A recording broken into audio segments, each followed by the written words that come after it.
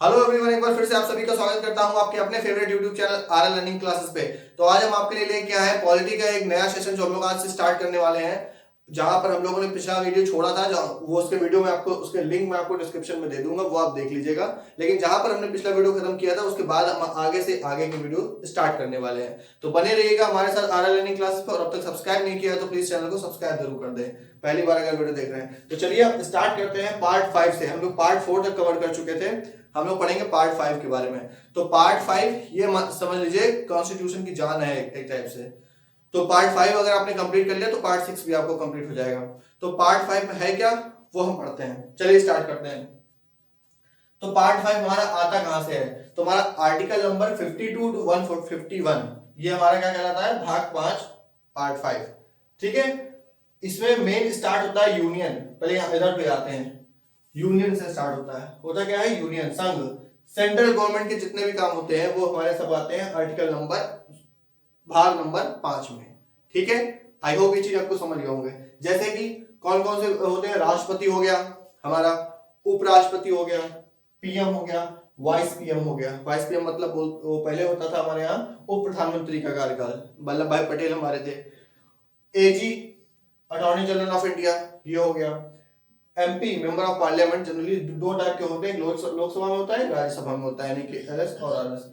संसद पढ़ेंगे इसी के अंतर्गत भाग 5 में हम लोग। सुप्रीम कोर्ट पढ़ेंगे, प्रस्ताव पढ़ेंगे, कार्य प्रस्ताव मतलब विधेयक वगैरह जो होते हैं वो पढ़ेंगे, धन विधेयक जिसमें होता है। ठीक है, इसके अलावा कैग वैग भी सब इसी में आते हैं, तो वो हम लिखने कैग भी लिख लेंगे, इसमें कैग भी इसमें आता है। ठीक है, तो ये सब हम लोग भाग 5 में पढ़ेंगे।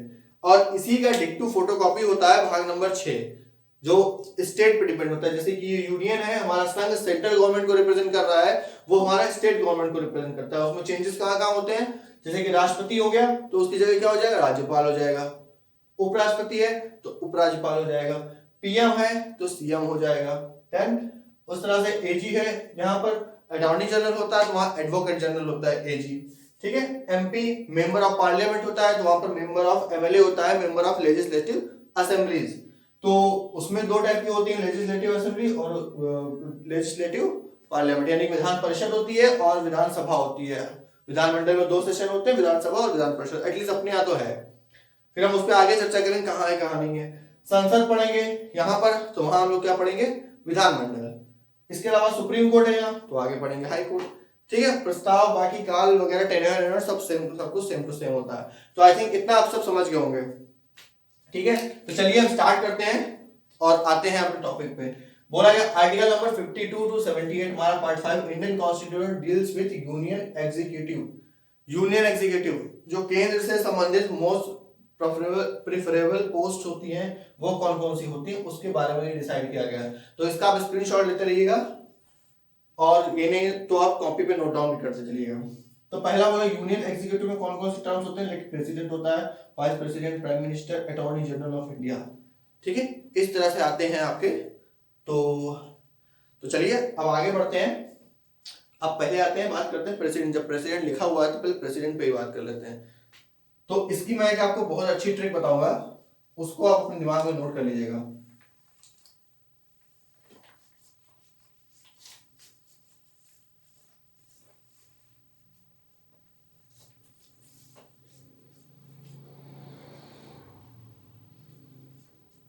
आप लोगों ने संस्कृत पढ़ी होगी आई थिंक बचपन में, तो संस्कृत से ही रिलेटेड एक ट्रिक है, हमारे आर्टिकल कवर कर सकते हैं। प्रेसिडेंट हमारा कहां से कहां तक आता है। ठीक है, अब कैसे आप करेंगे? तो आप देख लीजिए आर्टिकल नंबर 52 हमारा रिलेट करता है इसको, 53 का 54 यहां तक हो गया, 54 तक।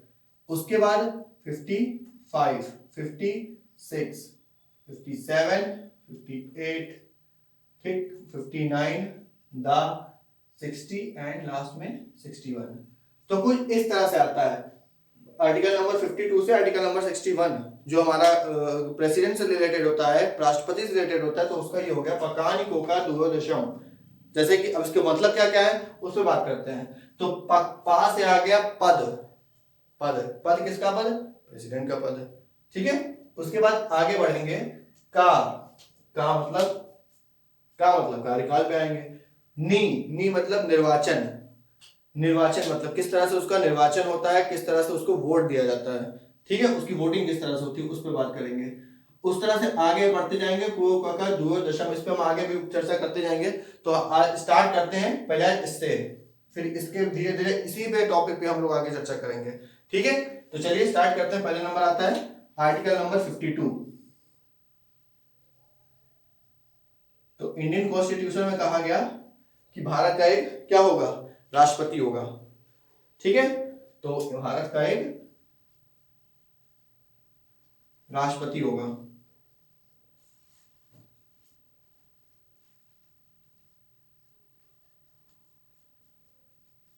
भारत का एक राष्ट्रपति होगा। जो राष्ट्रपति का जो ये क्या बोलते हैं इसको पद है, वो कहां से लिया गया है, तो ब्रिटेन की महारानी से लिया गया है, ठीक है। ब्रिटेन की महारानी से लिया गया है। भारत का एक राष्ट्रपति होगा जो ये कहां से लिया गया, ब्रिटेन की एक महारानी से लिया गया। ब्रिटेन में आप सब समझते होंगे, ब्रिटेन में जो महारानी का कार्यकाल होता है वो ऑफिशियली होता है, ठीक है, बट उसका कहीं पर वास्तविक से काम नहीं होता है, उसका कहीं वास्तविक काम नहीं होता, रियल में नहीं होता, वो सिर्फ एक नाम मात्र का होता है। अब नाम मात्र का कैसे होता है उस पर हम नेक्स्ट चर्चा करेंगे। तो आई थिंक आप इतना समझ गए होंगे कि ब्रिटेन की महारानी से होता है, और अब भवन में बोला गया भारत का एक राष्ट्रपति होगा, ठीक है। अब आर्टिकल नंबर आते हैं नेक्स्ट 53 में,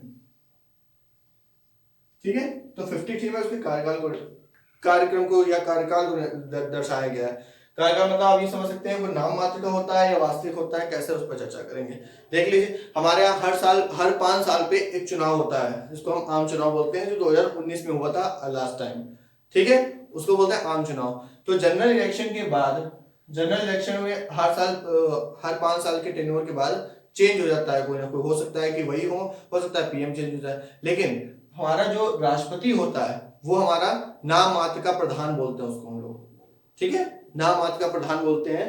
उसकी ज्यादा वैल्यू नहीं होती है क्योंकि उसको वो काम करना पड़ता है जो हमारा पीएम करता है। जैसे कि पीएम जो हमारा होता है वो वास्तविक प्रधान होता है, ठीक है, वास्तविक प्रधान बोलते हैं इसको, और इनको बोलते हैं ये नाम मात्र के प्रधान होते हैं। नहीं समझे, अभी आपको समझाते हैं। जैसा हमने बताया आपको वास्तविक प्रधान और नाम मात्र प्रधान में क्या अंतर है। तो नाम मात्र प्रधान, जैसे कि हमने बोला भी आपको कि आर्टिकल नंबर जो 370 हटा था हमारे जम्मू कश्मीर से, तो वो उन्होंने रिटर्न इन्फॉर्मेशन दी थी, किसको, भाई हमने प्रधानमंत्री को, प्रधानमंत्री को इन्फॉर्मेशन दी, प्रधानमंत्री ने कहा ठीक है हटा दो हमें चलेगा, तो प्रधानमंत्री ने हटा दिया। लेकिन क्या उनके कहने से उनके कहने से हट गया, क्यों, जब तक साइन किसके होंगे, हमारे राष्ट्रपति जी के होंगे। तो उस पेपर पे आए राष्ट्रपति ने साइन की, कोई भी एमओयू होता है, एमओयू होता है, ठीक है, किसी देश के साथ दूसरे देश के समझौता करते हैं हम लोग, तो उसमें साइन किसके होते हैं, तो वो ये आप सिंपल से ये समझ लीजिए साइन किसके होते हैं, बस हमारे राष्ट्रपति के। तो राष्ट्रपति हमारा नाम मात्र प्रधान, उनको कोई मतलब नहीं होता है देश में क्या हो रहा है क्या नहीं, उनको अपने चीज से मतलब होता है, ठीक है। लेकिन अगर वो किसी भी कार्यक्रम में अगर उनको बोला जाए कि इस पे आपको दस्तखत करने हैं, इस पे आपको साइन करने हैं, तो वो उनको उस पर करने पड़ेंगे, तो इसलिए उसको बोलते हैं नाम मात्र प्रधान। और वास्तविक प्रधान आप सब समझ सकते हैं देश का कौन होता है, प्रधानमंत्री होता है, ठीक है। तो आई थिंक इतना आप सब समझ गए होंगे। अब हम बात करते हैं आगे, ठीक है। तो आर्टिकल नंबर 54 के बारे में हम लोग जानकारी लेते हैं। आर्टिकल नंबर 54 हमारा क्या कहता है, निर्वाचक मंडल यानी कि उपराष्ट्रपति का, सॉरी, राष्ट्रपति का चुनाव। समझ गए आप, नहीं समझे, आगे बताते हैं। राष्ट्रपति का चुनाव हमारा क्या किस तरह से होता है, अप्रत्यक्ष तरीके से होता है, इसको हम लोग नोट डाउन कर लेते हैं। राष्ट्रपति का चुनाव हमारा अप्रत्यक्ष तरीके से होता है, इनडायरेक्ट वोटिंग। नहीं समझे तो अभी समझाते हैं। इनडायरेक्ट वोटिंग का मतलब क्या होता है कि जिसको हम चुन के भेजते हैं, ठीक है, वो आगे जाके राष्ट्रपति का चुनाव चुनता है, ठीक है, नहीं समझे। जैसा कि हम लोग सांसद होता है, सांसद हमारे यहाँ होता है एमपी जिसको बोलते हैं, या एमएलए बोलते हैं, उसको कौन चुनता है, हम लोग इलेक्शन, हम लोग इलेक्ट करके हम लोग चूज करके भेजते हैं, तो वो आगे जाके वो चुनता है, आगे जाके राष्ट्रपति को चुनता है, ठीक है, क्योंकि हम लोग डायरेक्ट इलेक्शन में भाग नहीं ले सकते राष्ट्रपति के, तो इसको बोलते हैं इनडायरेक्ट मेथड, यानी कि अप्रत्यक्ष तरीके से चुना जाता है, ठीक है, समझ गए। तो अब हम आते हैं आर्टिकल नंबर 54 में। आर्टिकल नंबर 54 हमारा क्या कहता है कि और कौन कौन से लोग इसमें भाग ले सकते हैं, जैसा कि हमने तो आपको बता दिया, अब कौन कौन से मेंबर इसमें भाग ले सकते हैं, ठीक है। तो चलिए उसकी एक रूपरेखा तैयार करते हैं। तो देख लीजिए 54 में भाग लेते हैं, हमारी हो गई ये मान लेते हैं हम लोग दो चीज, संसद ले लेते हैं, संसद हो गई, ये हो गई हमारी संसद। ठीक है, संसद के दो सदन होते हैं, एक हो गया लोकसभा, एक हो गया राज्यसभा। ठीक है, और यहां हम लोग ले लेते हैं विधानमंडल, जो अलग अलग स्टेट में होते हैं। विधानमंडल, विधानमंडल में कौन कौन से होते हैं? विधान परिषद होती, सॉरी विधानसभा होती है और विधान परिषद, ऐसे लिख लेते हैं हम लोग VSVP करते हैं। ठीक है, तो संसद हो गई, विधानमंडल हो गई, यहाँ के लोग भाग लेते हैं, ये बता दिया गया। अब भाई लोकसभा के लोग को कौन चुनता है? हम लोग चुनते हैं। हमने पहले आपको बता दिया था कि जिसको हम चुन के भेजते हैं वो आगे जाके चुनता है राष्ट्रपति। इतना आप दिमाग में अपने माइंड में रखिएगा कि राष्ट्रपति को कौन चुनता है? जिनको हम चुन करके भेजते हैं वो आगे जाके चूज करते हैं। ठीक है, तो जैसे अलग अलग स्टेट के MP होते हैं तो वो कहां पर आते हैं? लोकसभा में आते हैं। तो लोकसभा क्या होता है? लोकसभा चुनता है, लोकसभा भाग लेता है राष्ट्रपति के चुनाव में। ठीक है, इसी तरह से राज्यसभा लेता है, जी बिल्कुल, राज्यसभा भी क्यों, कैसे बनना है? क्योंकि भाई लोकसभा का, राज्यसभा का भी इलेक्शन डायरेक्ट नहीं होता है, लेकिन राज्यसभा के उम्मीदवारों को भी चुने हुए लोग ही चूज करते हैं। ठीक है, तो इस तरह से आप समझ सकते हैं, लोकसभा के लोग चूज करते हैं, राज्यसभा के लोग चूज करते हैं, इलेक्शन करते हैं। इसके अलावा जब CM वगैरह आप लोग चूज करते हैं, MLA वगैरह, तो विधानसभा भी चूज करते हैं। ठीक है, लेकिन विधान परिषद नहीं भाग लेता है राष्ट्रपति की चुनाव में। ठीक है, राष्ट्रपति के चुनाव में विधान परिषद भाग नहीं लेता है। अब इसका रीजन क्या था? इसको क्यों अलग किया गया? तो इसका भी सिंपल सा रीजन ये है कि विधान परिषद अभी कहां पर है? सिर्फ 7 स्टेट में है, यानी कि 7 स्टेट में है। ठीक है, 7 राज्यों में से विधान परिषद है, बाकी सब जगह नहीं है। तो संविधान बनाने वालों ने ये कहा था कि जब तक पूरे कंट्री में, पूरे स्टेट में, सब जगह जब तक विधान परिषद नहीं आ जाती, तब तक इसको हम राष्ट्रपति के चुनाव में शामिल नहीं करेंगे। इतना आप सब समझिएगा। ठीक है, तो 3 लोग भाग लेते हैं, लोकसभा, राज्यसभा, विधानसभा, बट विधान परिषद नहीं लेती है। ठीक है, आई होप इतना आप सब समझ गए होंगे। अब बात आती है राज्यसभा में कौन कौन नहीं लेते हैं। राज्यसभा के 12 सदस्य नहीं लेते हैं और लोकसभा के 2 सदस्य भी नहीं लेते हैं। ठीक है, वो क्यों? वो इसलिए क्योंकि इनको बोलते हैं एंग्लो इंडियन, और ये होते हैं नॉमिनेटेड। ठीक है, मोटा मोटा थोड़ा आप ये समझिएगा कि नॉमिनेटेड और एंग्लो इंडियन का मतलब क्या होता है। एंग्लो इंडियन तो वो होते हैं, ये समझ लीजिए जब अंग्रेजों का शासनकाल चल रहा था, या अंग्रेज डच जो पुर्तगाली थे, उन्होंने यहाँ की लड़कियों से शादी करी, और उसके बाद जब विभाजन हुआ, जब मतलब देश आजाद हुआ, तो वो वापस अपने देश चले गए। तो उनके जो संतान है, उनके जो क्या बोलते हैं, पूर्वज तो नहीं कह सकते, उनके जो चले आ रही पीढ़ी जो चली आ रही है उनकी, उसको बोलते हैं एंग्लो इंडियन। तो एंग्लो इंडियन का कोई चुनाव नहीं होता है, एंग्लो इंडियन को राष्ट्रपति ही मनोनीत करता है।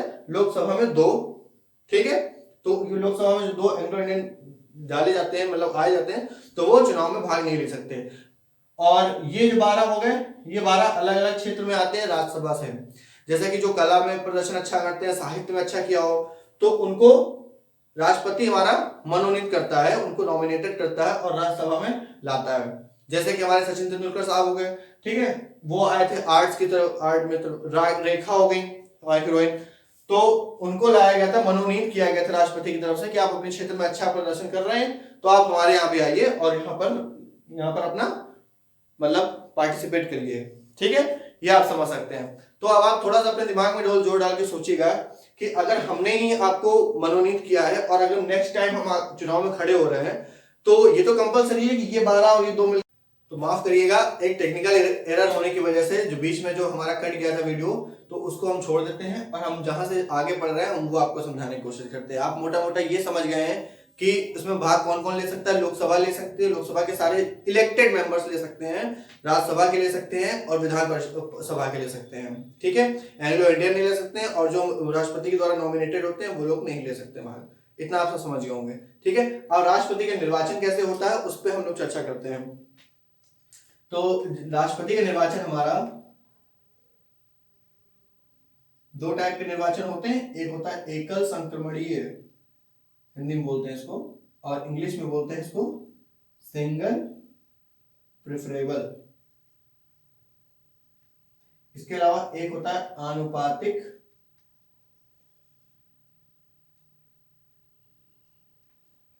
आनुपातिक प्रणाली पे होता है बेस्ड, तो इसको बोलते हैं प्रेफरेबल। ठीक है, तो एक हो गया सिंगल प्रेफरेबल, एक हो गया प्रेफरेबल। तो सिंगल प्रेफरेबल का मतलब होता है जैसे कि हम लोग वोटिंग करते हैं कि हम लोगों को अगर 10 कैंडिडेट्स खड़े हैं इलेक्शन में, हमको एक पसंद आ रहा है तो हम एक को वोट करेंगे, एक पर्सन एक वोट कर सकता है, उसको वोट किया आगे बढ़ो, उसको आगे दूसरा क्या उसको वोट किया आगे बढ़ो, ऐसा करते हैं। ऐसा नहीं कर सकते ना कि हम लोग कि हमको ये भी पसंद आ रहा है ये भी पसंद आ रहा है चलो हम तो सबको वोट देते हैं, ऐसा नहीं कर सकते हैं। लेकिन जो राष्ट्रपति का चुनाव होता है हमारा, वो होता है आनुपातिक प्रणाली पे, यानी कि प्रेफरेबल पे पोजीशन पे होता है। ठीक है, अगर 3 या 4 या जितने भी कैंडिडेट खड़े हैं हमको सबको वोट करना पड़ेगा, ना कि हमको सिंगल एक को वोट करना पड़ेगा। कैसे, वो एक एग्जांपल के थ्रू हम लोग समझने की कोशिश करते हैं।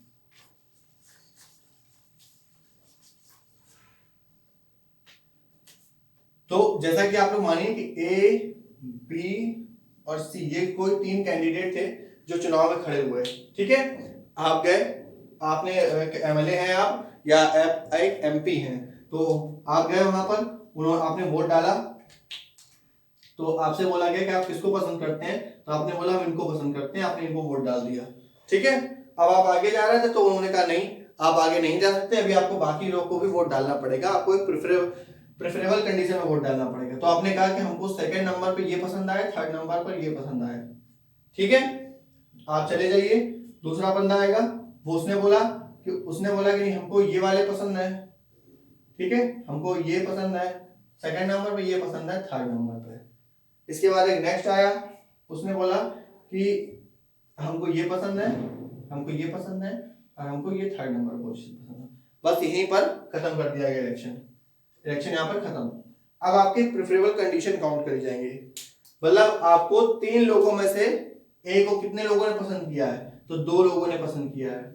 ठीक है, बी को कितने लोगों ने पसंद किया, तो 1 लोगों ने पसंद किया, और सी को देखिए किसी ने भी नंबर 1 की पोजीशन नहीं दी है, यानी कि 0। ठीक है, अब यहां से आप इलेक्शन का बता सकते हैं कि कौन जीता, तो ये जाहिर सी बात है आपका जो ए वाला कंडीशन होगी ये आपकी जीत जाएगी, तो इसको बोलते हैं आनुपातिक प्रणाली। ठीक है, ये हो गया सिंगल, इसमें आता है द्वितीय चरण। अगर 2 लोगों के वोट बराबर हो जाते हैं, फॉर एग्जांपल अगर यहाँ 2 1 और ये कोई 2 हो जाता तो 2 बराबर हो जाते, तो उसके बाद हम लोग सेकंड चरण में जाते हैं, द्वितीय चरण में जाते हैं, तो 2 वाले वोट हम गिनते हैं। ठीक है, तो आई होप ये चीज आपको समझ में आ गई होगी। तो आज हमने आर्टिकल नंबर 52, 53 और 54 कंप्लीट कर दिया है। तो आप हमारे साथ बने रहिएगा, वीडियो पसंद आया तो वीडियो को लाइक करिए, शेयर करिए अपने दोस्तों के साथ, और चैनल पर अगर नया है तो सब्सक्राइब जरूर कर दीजिएगा। तो मिलते हैं अपने अगले वीडियो में इसके अगले पार्ट के साथ, तब तक के लिए thanks for watching and bye bye.